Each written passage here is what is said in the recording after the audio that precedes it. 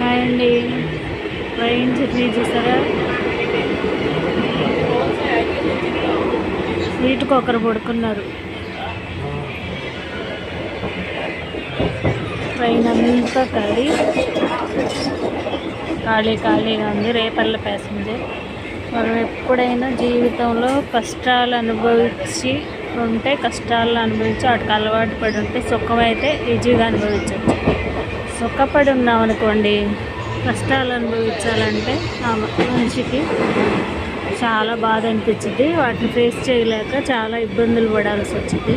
అలా కాకుండా కష్టం విలువ తెలుసుకుంటే మనిషి ఎప్పుడు పైకి వస్తాడు. 100 రూపాయలు ఇచ్చి ట్రైన్ జర్నీ చూసారా? గుంటూరుకి ఎంత రిలాక్స్గా సీటుకి ఒకరు పడుకొని చేస్తున్నారు జర్నీ.